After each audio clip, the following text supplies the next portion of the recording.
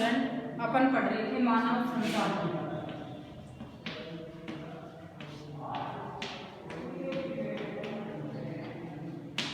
मानव संसाधन में अपन ने लेसन पूरा कंप्लीट कर लिया था। आज है इसके क्वेश्चन आंसर। क्वेश्चन आंसर में देखो, मैंने तुम्हें पहले भी कहा था कि ये छोटे क्वेश्चन तो आप देख लेना। अब मैं आंसर बता देती हूँ इनके। भारत में सर्वाधिक जनसंख्या किस राज्य की है? हाँ, उत्तर प्रदेश। उत्तर प्रदेश की है, उत्तर प्रदेश। तो पहले का क्या आंसर हो जाएगा? उत्तर प्रदेश। ये अति लघुत्रात्मक प्रश्न है।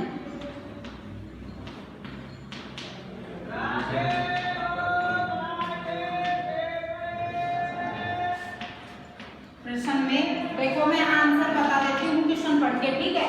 पहले का है सबसे अधिक जनसंख्या भारत में उत्तर प्रदेश राज्य की है, लगभग 16% है ना। राज्यों के क्षेत्रफल की दृष्टि से राजस्थान का देश में कौन सा स्थान है?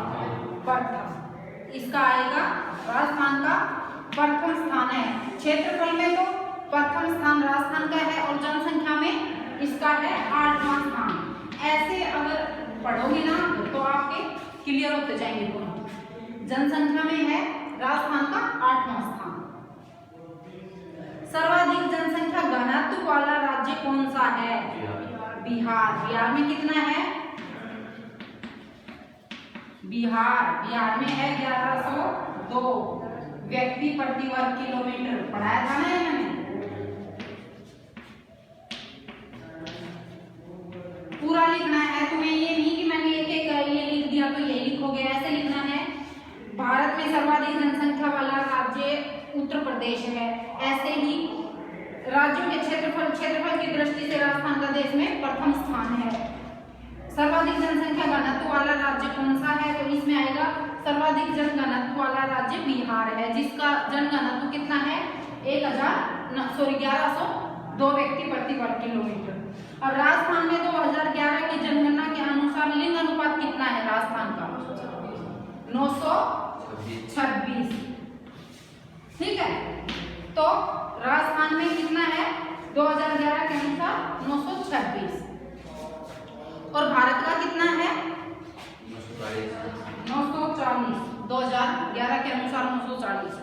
ठीक है, मैंने तुलनात्मक अगर आप पढ़ोगे तो जल्दी आंकड़े याद होंगे। अब आपके क्वेश्चन तो यही है, लेकिन मैंने ये इसलिए बताया कि आपके याद रहे। अब है भारत का जनसंख्या की दृष्टि से विश्व में कौन सा स्थान है? दूसरा। पहला किसका है? चीन का। तो दूसरा स्थान भारत का है। ठीक है, अब अगला है भारत में जनगणना कितने वर्षों के अंतराल में होती है? 10 वर्षों के अंतराल में। वेरी गुड, 10 वर्षों के अंतराल में जनगणना होती है।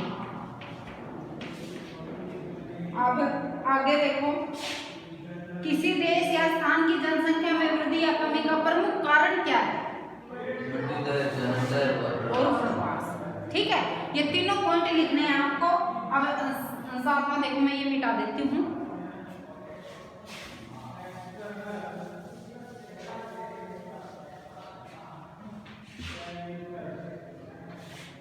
जनसंख्या में वृद्धि या कमी का प्रमुख कारण 3 बताए थे मैंने। जन्म दर, मृत्यु दर और प्रभाव। तो ये किसी भी जनसंख्या में कमी या वृद्धि इन्हीं के कारण होती है। ठीक है, अब यह था 7वां क्वेश्चन, इसका आंसर है। अब 8वां है, राजस्थान में सर्वाधिक जनसंख्या वाला जिला कौन सा है? अब ये बताओ, राजस्थान में सबसे अधिक जनसंख्या कहाँ की है? जयपुर की। अब देखो, क्लास अटेंड करते हो तो तुम्हें फटाफट याद हो जाते हैं। जनसंख्या वृद्धि या परिवर्तन के 3 प्रमुख घटक कौन कौन से हैं? तो वही यही आ जाएंगे इसमें, जन्म दर, मृत्यु दर और प्रवास। सॉरी, ये तो गलत तो कर दिया आपने। किसी देश या स्थान की जनसंख्या वृद्धि या कमी के प्रमुख कारण क्या हैं? तो इनमें भी आप ये भी लिख सकते हो और ये किन कारणों से होते हैं वो भी लिख सकते हो, दोनों लिख सकते हो इसमें। जैसे रोजगार की तलाश में लोग इधर से उधर जाते हैं, सुविधाओं के लिए, है ना। तो ये तीनों ये इसमें लिखने हैं और यही इसमें 9वें क्वेश्चन में लिखने हैं। 3 घटक यही है, जन्म दर, मृत्यु दर और प्रवास। अब है लिंगानुपात क्या है, यह मैंने तुम्हें लेसन पढ़ाया तब समझाया था ना। लिंगानुपात क्या है, प्रति 1000 व्यक्तियों पर स्त्रियों की संख्या।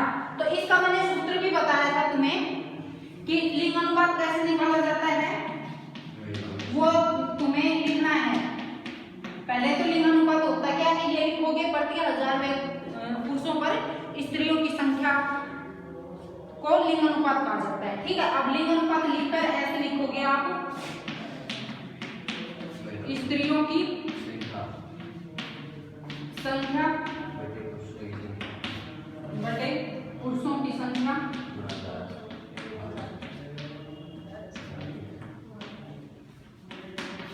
गुना 1000, ठीक है। अब ये लिंगानुपात ये सूत्र जरूर लिखना है तुम्हें। क्या हो गया,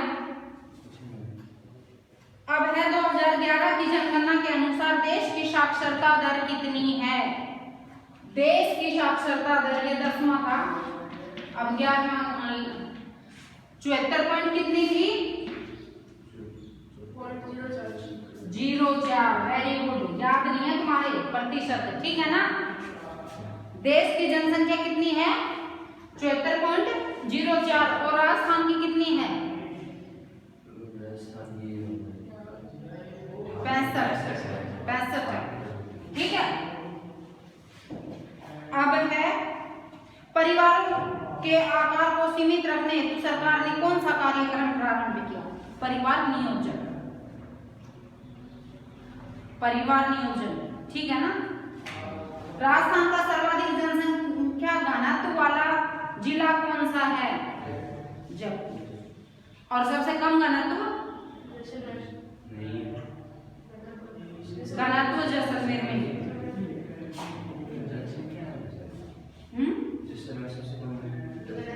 सबसे कम जनसंख्या नहीं है जैसलमेर में, जालोर। कम जनसंख्या में जालोर है और घनत्व 17 व्यक्ति प्रति वर्ग किलोमीटर जैसलमेर में है, सबसे अधिक जयपुर में, ठीक है। ये टेबल दे रखी है, आप एक बार देखते ये लर्न हो जाएगी आप। अब है लघु, ये तो थे अति लघुत्रात्मक एक लाइन के क्वेश्चन। अब है लघुत्रात्मक प्रश्न, क्या हो गया,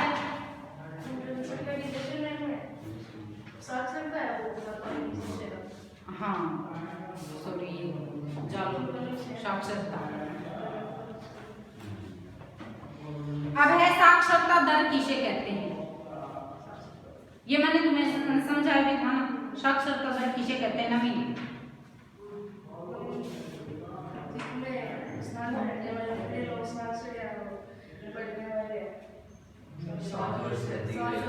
सात वर्ष से अधिक आयु का कोई भी बच्चा या व्यक्ति कह सकते हैं अपन, जो किसी भी भाषा में लिखना और पढ़ना जानता हो, उसे साक्षर कहते हैं। और साक्षरता दर कैसे निकाली जाती है, वहां पर कुल जनसंख्या पर कितने व्यक्ति साक्षर हैं, कुल जनसंख्या पर कितने व्यक्ति साक्षर हैं, ये दे रखा है आपकी बुक में, वो लिख देना आप, ठीक है। अब ये बोर्ड पे लिखवाने की थोड़ी जरूरत है, इसमें देखो ये दे रखा ना साक्षरता वाला, साक्षरता शिक्षित और देखो साक्षरता स्तर में 2000, यही लिखना है आपको साक्षरता में कि 7 वर्ष से अधिक, 7 वर्ष या 7 वर्ष से अधिक उम्र का व्यक्ति जो किसी भी भाषा में पढ़ना या लिखना जानता है उसे अपन साक्षरता कहते हैं। उसके बाद आपको लिखना है साक्षरता दर। साक्षरता दर को मापने के लिए टोटल वहां की जनसंख्या है उसमें से जितने पढ़े लिखे लोग हैं उनका प्रतिशत निकाला जाता है, उसे ही साक्षरता दर कहते हैं, ठीक है।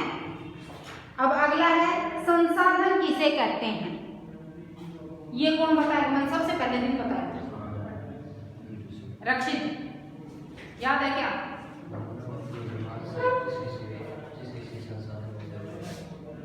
किसी भी वस्तु का, वेरी गुड, देखो बैठ जाओ, शाबाश। इसमें ये है कि जितने भी अपने आसपास के जो भी उपयोगी जो वस्तुएं हैं उन्हें संसाधन कहा जाता है।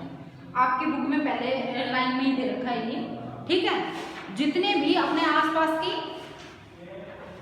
वस्तुएं जो अपने उपयोगी हैं, जो अपने उपयोगी नहीं है वो संसाधन नहीं होंगी, जो अपने उपयोगी हैं वही चीजें संसाधन कहलाती हैं। अब है जनसंख्या वृद्धि दर क्या है तथा भारत की जनसंख्या वृद्धि दर किस दशक से कम होने लगी और क्यों। इसमें जनसंख्या वृद्धि है, इसमें आपका दे रखा है कि जनसंख्या वृद्धि क्या है। क्या है जनसंख्या वृद्धिकरण? मैंने जनसंख्या वृद्धि पढ़ाया था दो, उसके बताए थे जनसंख्या वृद्धि के ज्ञात करने के सापेक्ष वृद्धि और परिवर्तन के द्वारा कुल जनसंख्या में जो परिवर्तन होता है वो कैसे निकालते हैं। सापेक्ष वृद्धि, सापेक्ष वृद्धि में तो वो दोनों कारण आपको लिखने हैं, उसमें फिर जो टेबल दे रखी है जनसंख्या वृद्धि की वो लिखनी है कि कौन से दशक में कम हुई या बढ़ी है, उसका कारण तो समझ में आ ही जाएगा। अब दो उसके बताए थे वो दोनों लिखने हैं, दो प्रकार, एक तो था सापेक्ष वृद्धि और दूसरा था जनसंख्या में परिवर्तन के द्वारा उसमें क्या परिवर्तन होता है, ठीक है। अब सापेक्ष वृद्धि में तो मैंने बताया था जैसे 2001 की जनसंख्या है उसमें से 2011 की जनसंख्या को निकाल देंगे तो वो प्रतिशत आ जाएगा सापेक्ष वृद्धि कि किसके सापेक्ष बढ़ी है या घटी है, ठीक है। अब जो परिवर्तन है जनसंख्या में परिवर्तन या जैसे 10 सालों में जनसंख्या में जो परिवर्तन हुआ है उसमें कैसे निकालते हैं, जैसे अब ये तो प्रतिशत निकाल दिया। अब जैसे 100 व्यक्तियों पर समझ लो जनसंख्या में वृद्धि हुई, अगली 10 साल में या 1 साल की वृद्धि भी निकालेंगे तो वो वृद्धि हुई है 5 व्यक्तियों की, ठीक है। तो अब ये कितने हो गए, 105 व्यक्ति हो गए ना, तो 5 व्यक्तियों की जो वृद्धि हुई है वो जनसंख्या में परिवर्तन के द्वारा, ठीक है। ये दोनों पॉइंट आपको लिखने हैं इसमें। अब अगला क्वेश्चन है, हाँ तो टेबल दे रखी है ना उसमें आप रीड करोगे ना। हाँ देखो ये टेबल दे रखी ना इसमें जनसंख्या वृद्धि, देखो ये कम हुई है यही पूछा है ना।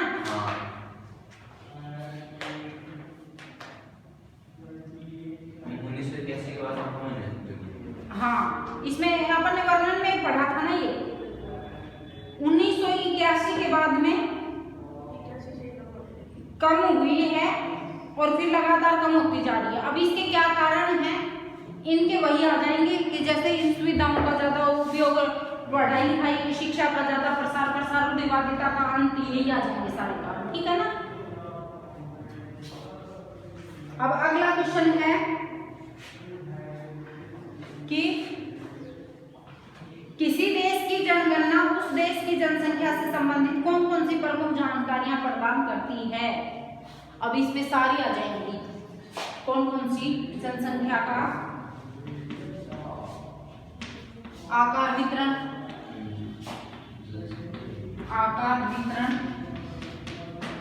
जनसंख्या का घनत्व, ये सारे पॉइंट लिखने पड़ेंगे। घनत्व, अगला है साक्षरता, जनसंख्या वृद्धि,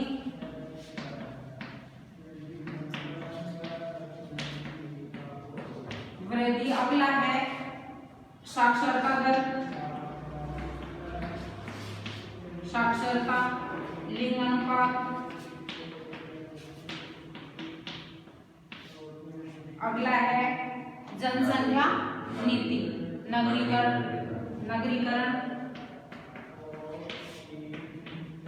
और जनसंख्या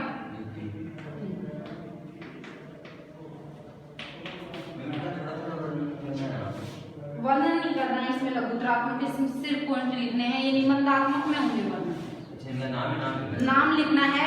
और देखो जैसे आप एक बात का ध्यान रखना कि चाहिए क्वेश्चन निबंधात्मक बनाओ तो इसका वर्णन कर देना, क्योंकि तुम्हारे अंदर से भी मैंने बताया था ये अभ्यास के क्वेश्चन के अलावा भी बना के, अब जैसे आपके क्वेश्चन दे दिया 2 नंबर का ही आएगा चाहिए कि जनसंख्या वृद्धि किसे कहते हैं, जनसंख्या वृद्धि का वर्णन करो संक्षेप में, ठीक है। तो जनसंख्या वृद्धि का तुम्हें पता होना चाहिए जनसंख्या वृद्धि क्या है। इसी प्रकार से साक्षरता, लिंग अनुपात, घनत्व, सारे पॉइंट आपको क्लियर होने चाहिए, याद आपको सारे करने हैं। इसमें तो ये पॉइंट लिखने हैं। अगर आपका निबंधात्मक क्वेश्चन बनता है तो ये डिटेल लिखिए। अब देखो अगला, जनसंख्या वृद्धि दर को नियंत्रित करने के उपाय लिखे। मैंने लिखवाए थे ना उपाय, क्या क्या उपाय थे? जनसंख्या वृद्धि दर को नियंत्रित करने के उपाय।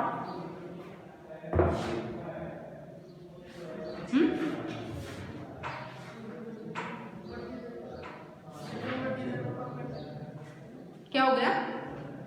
उपाय वो है, देखो कि जनसंख्या में वृद्धि को एक तो लोगों को जागरूक करना, शिक्षा का ज्यादा से ज्यादा प्रचार प्रसार करना, वही आ जाएंगे। उनको थोड़ा सा, जैसे जो कारण है ना जनसंख्या वृद्धि के, उन्हीं को ध्यान में रख के ही अपन को करना है, पर लेकिन वर्णन इनमें अलग आ जाएगा। अब जैसे शिक्षा में कारण है तो अशिक्षा के कारण जनसंख्या में वृद्धि हो रही है, लेकिन अगर उपाय करने हैं तो उपाय में क्या लिखोगे कि ज्यादा से ज्यादा शिक्षा का प्रचार प्रसार करना चाहिए, जिससे कि जनसंख्या वृद्धि पर रोक लगाई जा सके। सरकार को ऐसी नीति बनानी चाहिए जिससे, जैसे चीन में बनाई थी ना, कि सिर्फ एक ही बच्चा पैदा करना। परिवार नियोजन संबंधित जानकारी सभी को देनी चाहिए। ग्रामीण क्षेत्रों में विशेष रूप से रूढ़िवादिता का अंत करना चाहिए। धार्मिकता से जो जुड़े हुए जो रीति रिवाज चलते आ रहे हैं उनका अंत करना चाहिए। यही आ जाएंगे इसमें सारे, ठीक है। अब अगला है, ग्रामीण से शहर क्षेत्र की ओर जनसंख्या के प्रवास के प्रमुख कारण लिखिए। इनमें कौन कौन से कारण आएंगे? शहरी क्षेत्र में प्रवास क्यों करते हैं लोग? सबसे पहला है रोजगार के लिए, रोजगार के अवसर लिख सकते हो आप। दूसरा लिखना पड़ेगा इसमें शिक्षा, उच्च शिक्षा।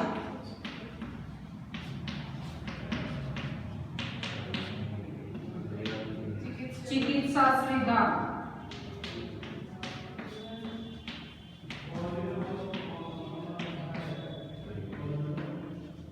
परिवहन व संचार के साधनों का विकास।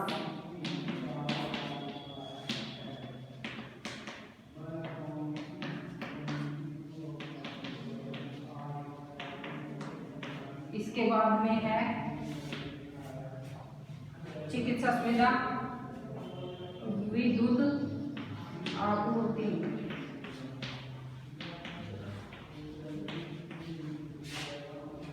ठीक है, ये 5-6 पॉइंट लिख देना, इनमें हो जाएगा। कितने भी लिख सकते हो इसमें तो, क्योंकि ये तो किस किस कारण थे आप इन्हीं के और बना के लिख सकते हो। अब है निबंधात्मक जनसंख्या नीति की प्रमुख विशेषताओं का वर्णन कीजिए। ये आपके दे रखा है, उसमें सारी विशेषताएं वर्णन करना है उनका। तीव्र जनसंख्या वृद्धि के कारण तथा उससे उत्पन्न होने वाली समस्याओं का विस्तार से वर्णन कीजिए। तीव्र जनसंख्या वृद्धि के कारण लिखने हैं इसमें। हाँ, जनसंख्या वृद्धि के कारण और उत्पन्न होने वाली समस्याएं, ये समस्याएं अभी अपन ने लिखा ही था, इनका वर्णन कर देना है थोड़ा थोड़ा। अब नगरीकरण क्या है, इसके लाभ व उत्पन्न होने वाली समस्या। हाँ, इसमें पूरा वो नगरीकरण वाला आ जाएगा। जनसंख्या नीति और राजस्थान की जनसंख्या नीति का वर्णन, ठीक है, दिया हुआ है।